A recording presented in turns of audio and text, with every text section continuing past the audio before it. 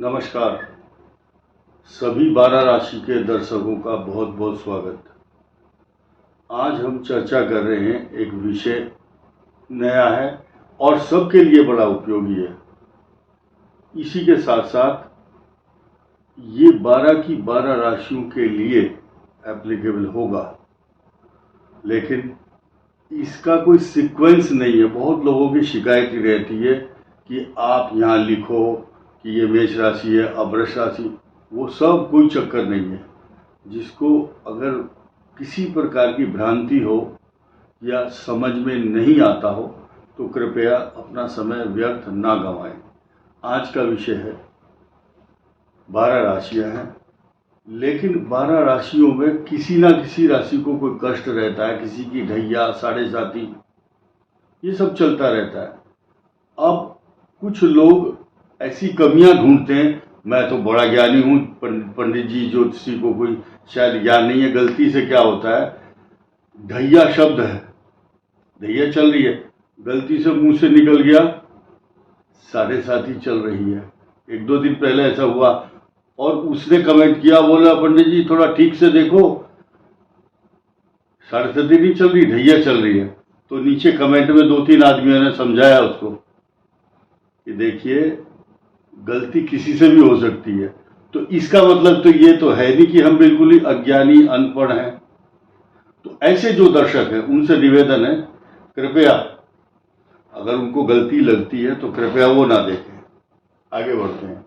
आज का नया विषय ये है, हर ग्रह, जो पाप ग्रह है वो किस पोजीशन में आपको किलिंग देने के लिए आ रहा है। किलिंग मतलब कष्ट दे रहा है या आपको सता रहा है, उसका नाम है किलिंग। और एक ग्रह ऐसा है वो हीलिंग है। तो दो सब्जेक्ट पर बात होगी, killing planet and healing planet. इसके साथ साथ दो चीज और है, उन प्लेनेट्स की जो फीलिंग है, फीलिंग को भी समझना, फीलिंग की परिभाषा भी समझनी है। और उसके बाद आपकी हीलिंग और हीलिंग के साथ साथ आपकी डीलिंग कैसी होनी चाहिए। डीलिंग का क्या मतलब है कि आप उस प्रक्रिया से अब गुजर रहे हैं, जैसे कि आपको कष्ट मिल रहा है किसी पाप ग्रह का, तो वो आप रेमेडी पर जाएंगे। तो रेमेडी गलत तो नहीं कर रहे कहीं, आप को निर्धारित करता है कि कलर कौन सा पहनना चाहिए। कहीं आप गलत चीज तो नहीं पहन रहे। रंग का ग्रहों से बहुत गहरा रिश्ता है। जो है ये ब्राउन कलर देता है राहु, ये ब्लैक ब्लू, दो कलर का प्रतिनिधित्व करता है। अब ये भी देखना है कि सूर्य जो है का कलर कौन सा, केतु का कौन सा है। फिलहाल ये जो वीडियो है ये किसी भी एक राशि पर नहीं है, लेकिन पूरी की पूरी 12 राशियों का वर्णन इसमें होगा। कहाँ फीलिंग है, कहाँ हीलिंग है और कहाँ किलिंग है। तो एक एक चीज को धीरे धीरे समझना है। जो आपकी अपेक्षाएं हैं कि हम कोई आपको बड़े तरीके से ये बोर्ड लगाएंगे अब इसकी राशि का, ऐसा कुछ नहीं है। सामान्य चर्चा है ये और 12 की 12 राशियों पर है। और आपको जो इसमें अच्छा लगता है उसको उठा लो, ग्रहण कर लो, नहीं तो आप उसे ग्रहण मत करो, सीधी बात है। अब पहले ये राशि हमारे सामने रखी हुई है, इसकी किलिंग और हीलिंग की बात करते हैं। देखिए हीलिंग कई अलग भाव की हीलिंग है, यानी कि उसका भरना है, भराव। तो मेष राशि को इस समय 12वें भाव में शनि है, लेकिन ये लोग बिल्कुल भी नहीं समझ पाते हैं, चाहे कितना रट्टा लगाओ, समझाओ, बार बार चिल्लाओ। कुछ लोगों को भ्रम लास्ट तक रहता है और शायद जो भ्रमित हैं उनको समझाना बड़ा मुश्किल है। तो ये बात हम कर रहे हैं, जिस राशि की बात कर रहे हैं वही लगन भी आप समझिए, उस लगन को भी इफेक्टेड करते हैं किलिंग वाले ग्रह। अब यहां मैंने उंगली रखी, यहां इसको 1 नंबर है। ये राशि भी और ये लग्न भी है। दोबारा बता रहा हूं, मेष राशि और मेष लग्न दोनों है ये इस समय, दोनों पर इफेक्ट करेगा। लिख लो, 11th हाउस में राहु और 12th हाउस में शनि। ये इसको आप किलिंग प्लेनेट क्यों बोल रहे हैं? हम बोल रहे हैं क्योंकि छठे भाव में मंगल, ये किसी भी तरह से अच्छे नहीं है और जहां इसको इफेक्टेड कर रहे हैं। इसी के साथ साथ ज्यादा लंबा समय ना हो इसलिए मैं बताऊंगा, इन 2 ग्रहों पर, यानी कि ये ग्रह जहां जहां प्रतिनिधित्व कर रहे हैं, मीन को इफेक्ट कर रहे हैं, ये भी किलिंग है, ये भी किलिंग है क्योंकि यहां दोनों पर।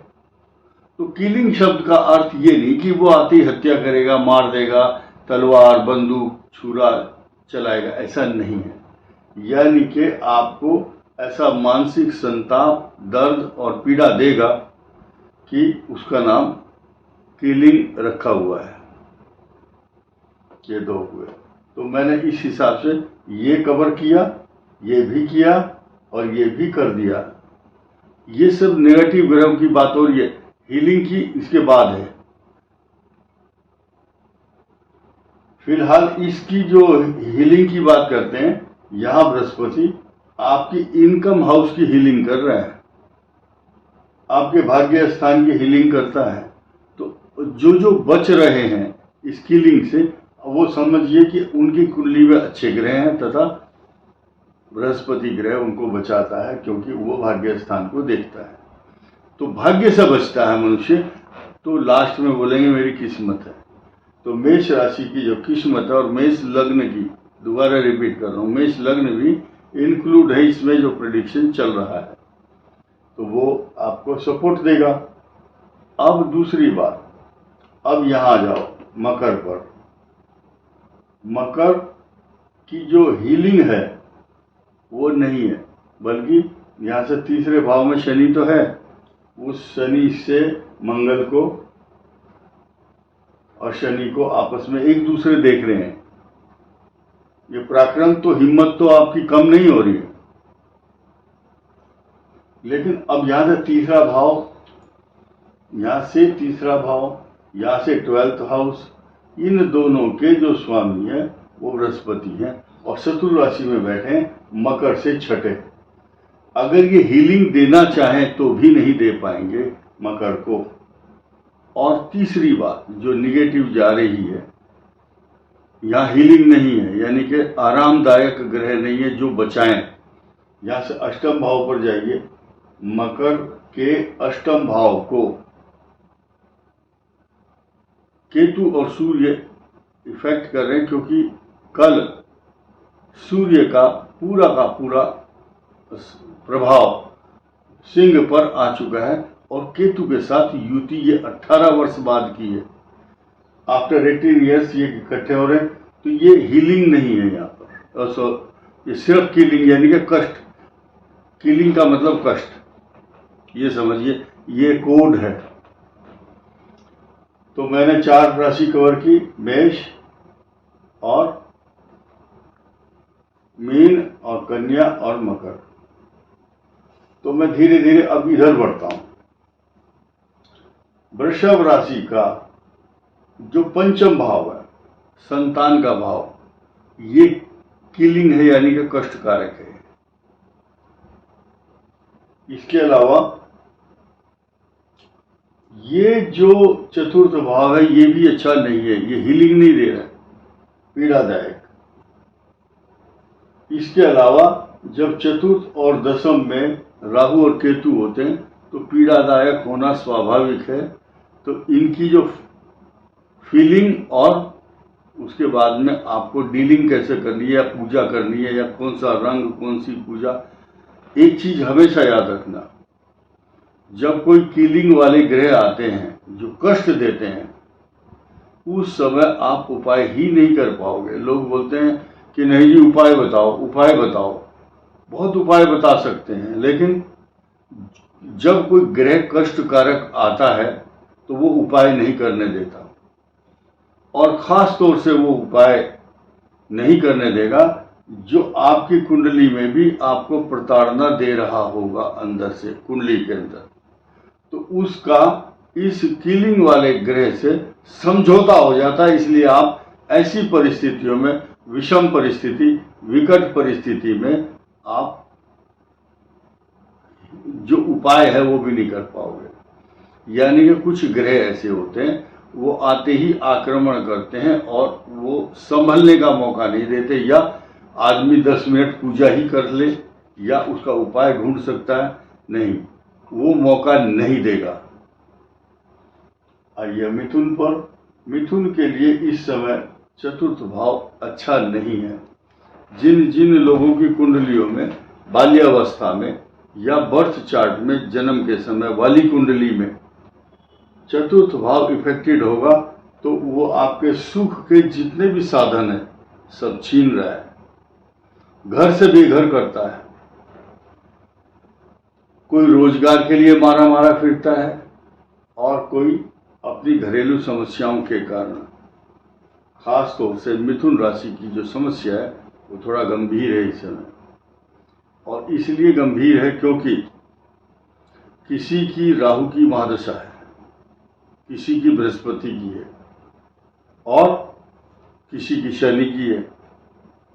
जो शनि अगर गलत हाउस में है, लगन कुछ और है और राशि कुछ और है, तो ऐसी पोजीशन में तो वो शनि जो है अगर गलत जगह में बैठा है और इस समय जो ट्रांजिट में चल रहे शनि का उससे तालमेल है या कोई घनिष्ठ संबंध है, तो मिथुन के लिए ये भाव दोनों कष्टकारक रहेंगे।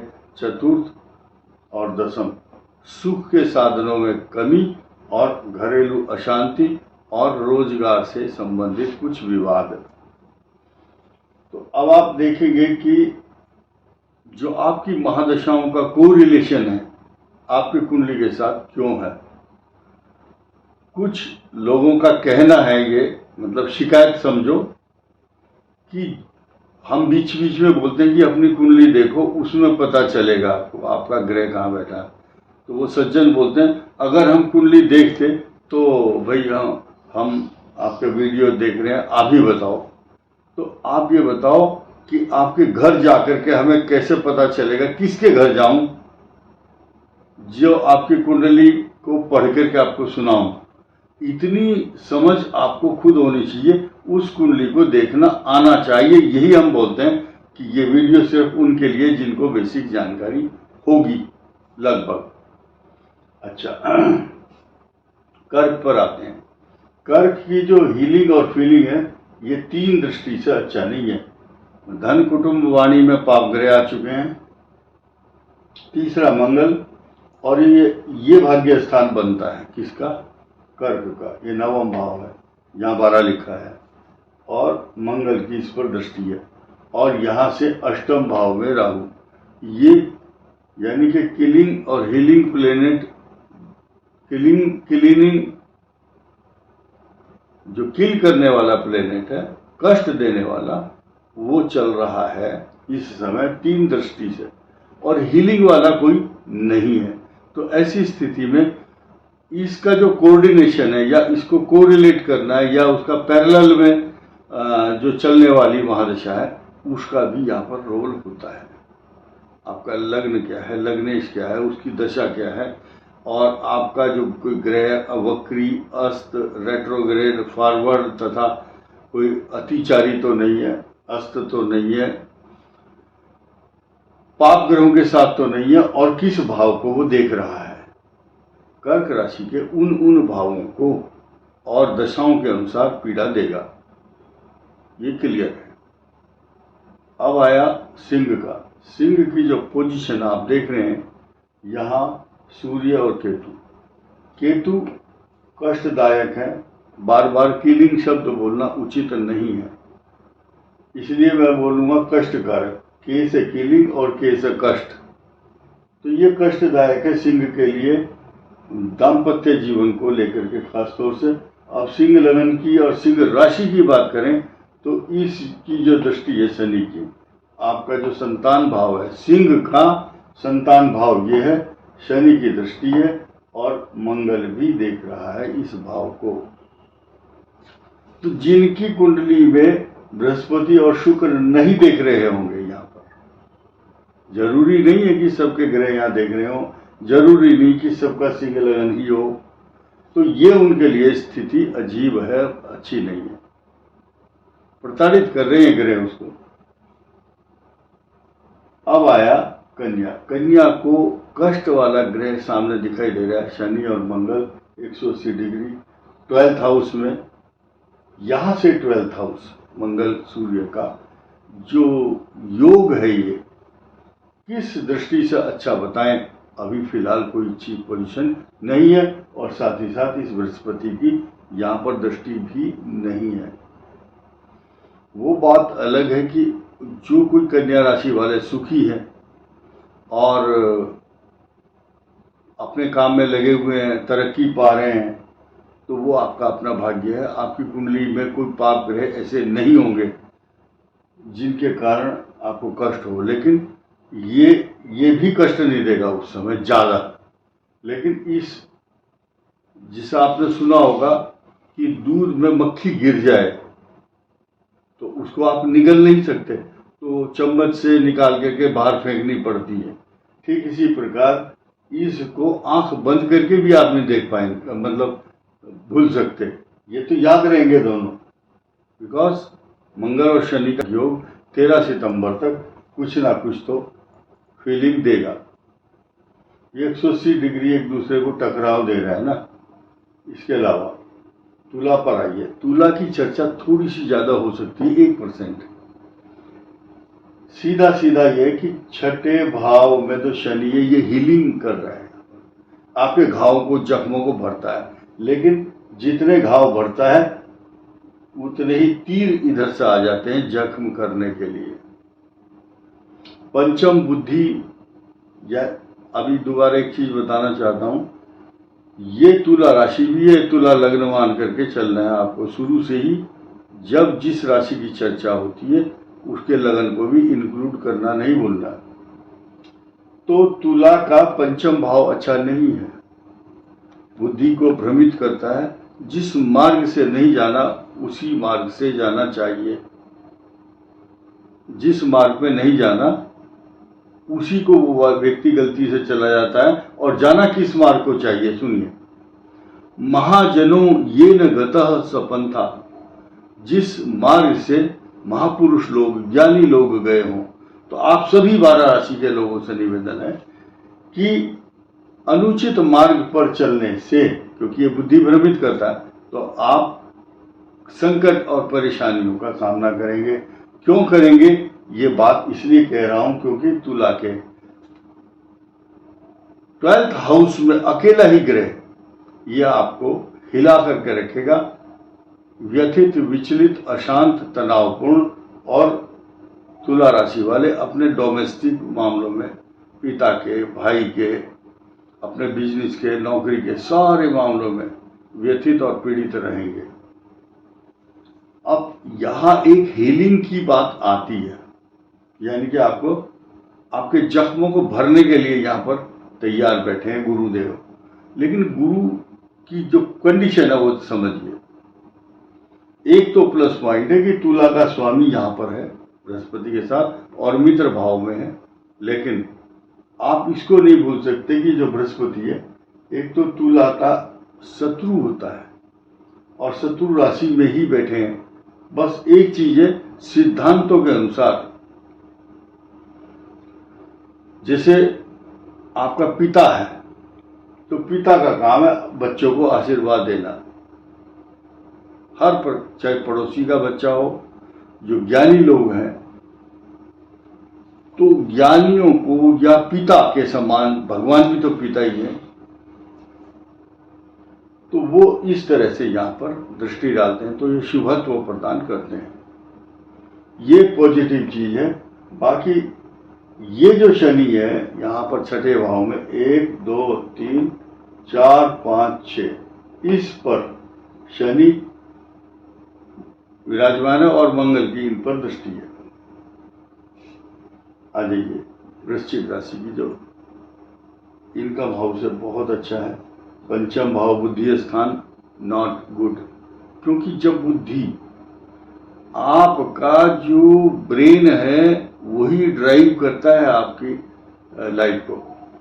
जो कार होती है, कार में जो पीछे बैठे हैं उनका कोई रोल नहीं होता, वो मोबाइल भी देखते हैं, बातचीत भी कर रहे हैं, खा भी रहे हैं, लेकिन ये जो ड्राइवर है इसका काम, इसी कंसिस्टेंसी की जरूरत है बहुत ज़्यादा। ये ही सब कुछ है। अगर ये ठीक है तो ये पूरा का पूरा संसार ठीक है। अब ये वृश्चिक का पंचम भाव मंगल की दृष्टि फिर भी बहुत बुरा नहीं कर रहा है। क्यों? उसका रीजन ये है कि यहां से 11th हाउस में मंगल है, अकेला ग्रह, इसका स्वामी स्वयं इनकम हाउस में है और वो कष्ट नहीं दे रहा है, बचा रहा है आपको। ये कष्टकारक भी है, जख्मों को भरने वाले भी है दोनों, परंतु ये जो चतुर्थ भाव में ये हीलिंग और किलिंग दोनों के रिप्रेजेंटेटिव हैं। अच्छा नहीं है ये वृश्चिक के लिए। धनु के लिए चतुर्थ भाव, पिछली बार जल्दबाजी में 7.5 ही बोला गया, तो अब मैं दोबारा बताता हूं, ये ढैया है धनु के लिए, ये शनि की ढैया कहलाएगी। अब इस ढैया में चतुर्थ और दशम भाव आक्रांत है। आक्रांत शब्द का अर्थ है या पापाक्रांत, तो ये कष्ट देते हैं, ये भी है। और यहाँ इसकी पोजीशन बहुत अच्छी है, यानी कि जितनी तेजी से आपके ऊपर आक्रमण कर रहा है ग्रह, उतनी ही तेजी से बचाने वाला ग्रह, हीलिंग वाला भी प्लेनेट आपके पास है, क्योंकि बृहस्पति और शुक्र यहां पर पूर्ण दृष्टि डालेंगे और आपको बचाएंगे। क्लियर? मकर राशि की बात हो चुकी है, मीन की हो चुकी है, मेष की शुरू में हो चुकी है, अब बची सिर्फ ओनली वन, एक राशि, जिसका नाम है कुंभ। एक चीज ध्यान रखना, राहु हमेशा अकेला उपद्रव तांडव नहीं करता है।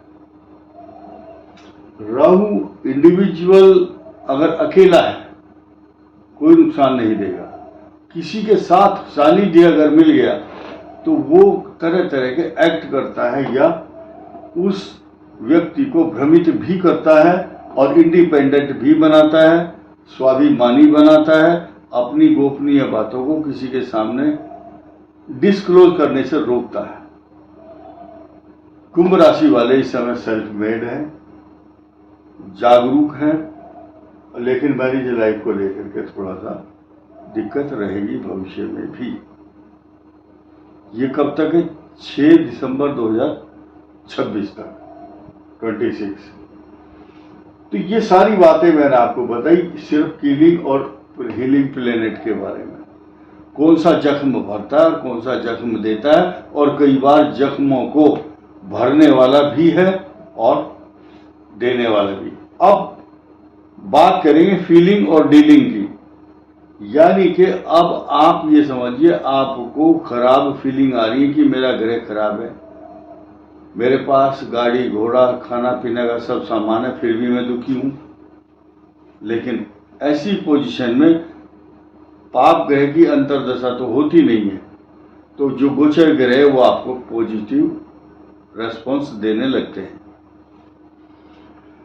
तो ये बात की मैंने हीलिंग की।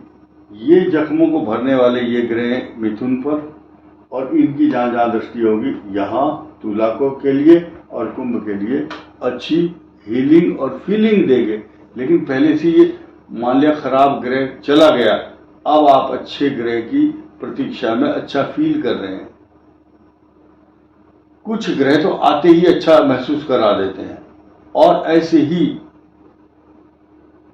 एक के बाद एक जब ग्रह खराब आता है तो मनुष्य विचलित हो जाता है।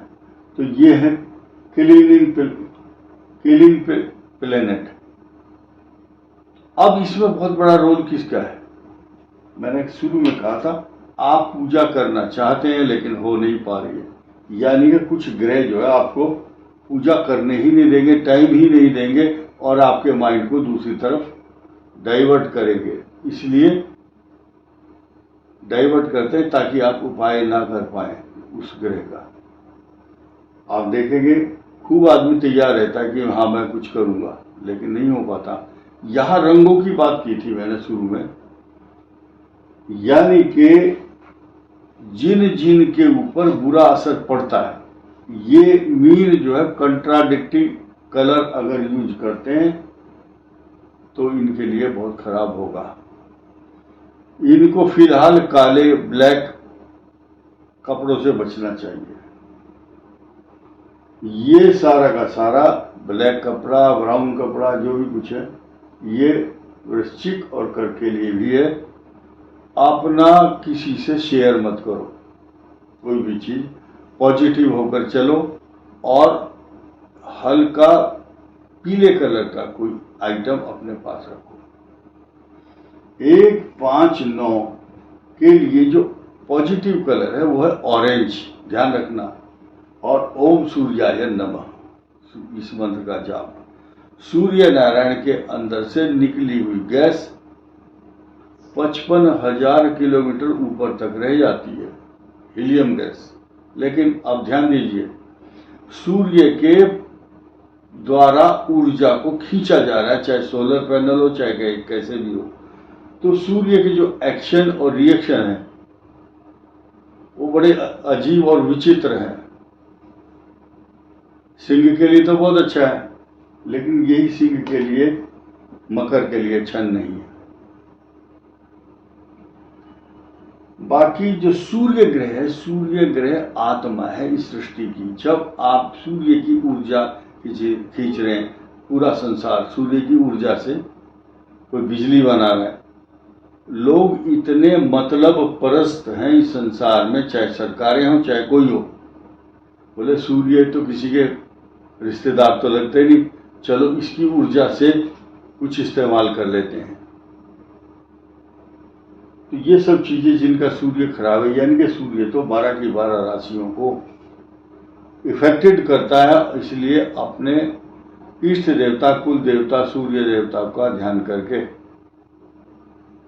उनको जल देना, उनकी आराधना करना, उनकी पूजा करना चाहिए।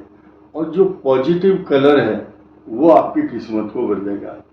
शनि के लिए हल्का ब्लू कलर, इन दोनों भावों के राशियों के लिए, इनके लिए हल्का गुलाबी। और ये जो बृहस्पति की है राशियां, दोनों इनके लिए हल्का येलो, जिसे पुखराज पहनते हैं, येलो सफायर। और कर्क के लिए सफेद वस्तु, सफेद मोती, इसके लिए ऑरेंज कलर का दान करना या ऑरेंज कलर का कोई वस्त्र अपने साथ रखना चाहिए। मिथुन और कन्या इन दोनों के लिए ही अच्छा नहीं है, क्योंकि